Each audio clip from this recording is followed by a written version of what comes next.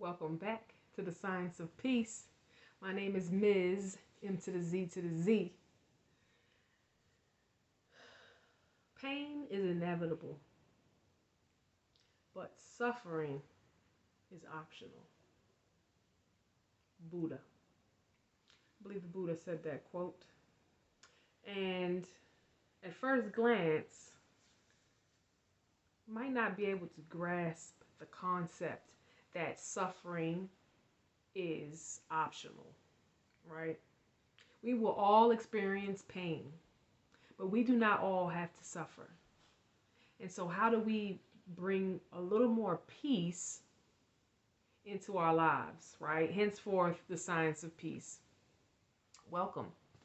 And I think that if we can find better ways, more efficient ways to shift our perspective, certain things that we can do just to shift our perspective about how we actually look at a situation, right? And when we take ownership and accountability, matter of fact, when we just accept what it is, when we just accept what is, we can get there a little quicker. I feel like it's quite of a what they call it, a biohack, right? Life hack. And there's three magic words that I learned, like what I learned in the last 2 weeks. Three magic words that help you shift your perspective and bring a little bit more peace into your life. And if you keep watching, I'm going to tell you those three magic words. But how is it that pain is inevitable and suffering is optional? It's because we're so powerful, and a lot of times we forget when we come here to planet Earth how powerful we are, and where did you come from, and we forget what we are, that we don't really realize that all we have to do is connect back to source, right? So give yourself some space in between what has just happened that is of contrast, right? Or adversity, whatever that challenge is that you're experiencing, and shifting your perspective upon it, knowing that it's happening for you and it's not happening to you, knowing that you can be the victor or you can be the victim. Either way, you're right, right? Like Buddha says, whether you think you can or you think you can't, either way, you're right. And I'm saying you can be the victor or you can be the victim. Either way, you're right, because that's how powerful you are. Whatever perspective you choose, you obviously needed to choose that perspective so that you could have that experience, right? And so just thinking about how we can choose acceptance over resistance. And every time you choose to accept whatever it is that's happening, and you actually put yourself in more of a power place, and you're less of a victim, more of a victor. So you can choose acceptance or you can choose resistance and try to fight that thing. But you will notice that, and I've experienced it plenty of times, you will notice that the more that you fight, the more that you resist, the more that it persists. And that deals with the law of attraction. You know what I'm saying? So it's like, you can try to fight it all you want. And it might make you feel good in the moment, but it really doesn't help you. It really doesn't bring more peace to you, right? It brings more confusion, more contrast, more difficulty, because now you're vibrating on that frequency. You're vibrating on a frequency of resistance, and you can't figure out why you keep seeing resistance. It's because you are the resistance, so you attract that resistance. And that's kind of one of the hardest things that I had to learn as far as like being a human on this planet Earth, is that, like, because we can try to use the law of attraction, but if you don't really understand the law of vibration, then you kind of end up at odds, or at least I did, right? Because I would do all these things that they tell you to do, as far as writing your affirmations and looking yourself in the mirror, leaving notes on the wall, which are all good, right? And that repetition of it is good. But there's something else that has to take place rather besides or added along to just repeating the words and the verbiage and trying and changing the language. But you also have to add the piece of how do you feel. And sometimes you just need to feel good. So that now that you have a feeling of good, and then you have these manifesting statements that you say to yourself, these law of attraction statements that you say to yourself, the I ams, right?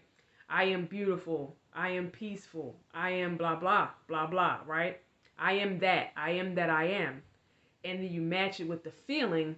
Now you can really do some work as far as manifesting. But many times what we do is we learn this technique where we're writing down our affirmations and we're saying our affirmations, but then we're going throughout the rest of our day feeling like crap, getting upset, cussing people out, constantly being triggered, fighting the resistance. You know what I'm saying?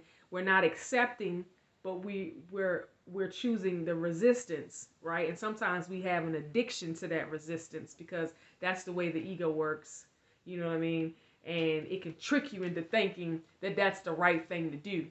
And ego loves to play the victim role. So, but as long as you keep playing the victim, then you don't have your power. And then you're not really who you are, because you are magnificent. You are greatness on display. And so 3 magic words when you're dealing with difficulty, adversity, or contrast, like Abraham would say, Abraham Hicks. 3 magic words. Can't change it. Can't change it, right? So when you're experiencing whatever that thing is, that difficulty, that contrast, think about it. Can you change it? Can you change it? Some people constantly are thinking about the past, things that happened to them when they maybe in their childhood, or something, an argument that happened last week, someone cut you off in traffic, your boss pissed you off, your homegirl said this and it triggered you, right? And you keep thinking about it, whatever that thing is. But can you change it? Like, I know you're powerful, but can you change that thing that happened? 9 times out of 10, I'm going to say 10 times out of 10, no, you can't, because it's already happened, right? So one way to snap yourself back into the magic world. I was going to say reality, but I don't really like what they perceive as reality, right? But 3 things you can say to yourself to check yourself for real, your higher self checking your lower self, is can't change it. If you can't change it, then what's the sense? What's the sense of complaining about it, arguing about it, keep talking about it? Because all you're doing now, every time you think about it, every time you argue about it, every time you bring it up, every time you tell a friend, what are you doing? Now you're living in that vibration. Now you're matching your feeling to your words. So what are you going to attract? And then we wonder why we keep attracting mess. You know what I mean? But maybe sometimes we have to go through mess over mess over mess so that we can wake up and say, dang, I need to do something different. So, can't change it. 3 words to say to yourself when you are experiencing some type of challenge. And I will also say this, that I learned, of course, we all want the opportunity to vent and get it off our chest. So give yourself 5 minutes. You got 5 minutes to complain, to bitch, to argue, to fuss, to cry, to yell, to punch a pillow, to, I don't know, whatever it is. Kick rocks. Give yourself 5 minutes. Get that out your system. And then say, can't change it. Choose acceptance over resistance.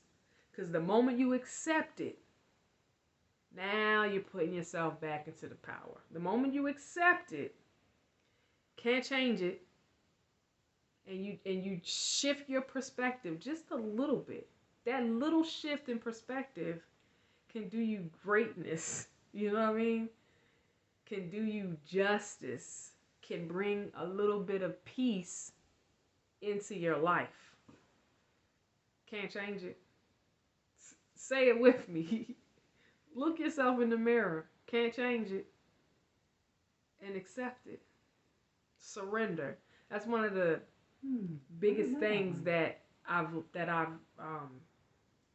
learned and I'm practicing, because it is a practice. It's like, yeah, you can know this and understand this, but that doesn't mean that you do it all the time. We're human, right? I have my moments as well, and then I gotta check myself. I do my 5 minutes letting it out, and then I have to accept it, because what? Can't change it, right? And I know that the more that I resist, the more it will persist. And I don't want to live like that. I want to have peace in my life. So I have to be the peace, right? And I have to take that stance. And then I have to surrender. In order for you to accept it, it's like you got to surrender to it. It's like, can't change it. So I hope that helps. And I hope that it brings a little bit more peace into your life. I know that it did for me, so I'm hoping it does the same for you.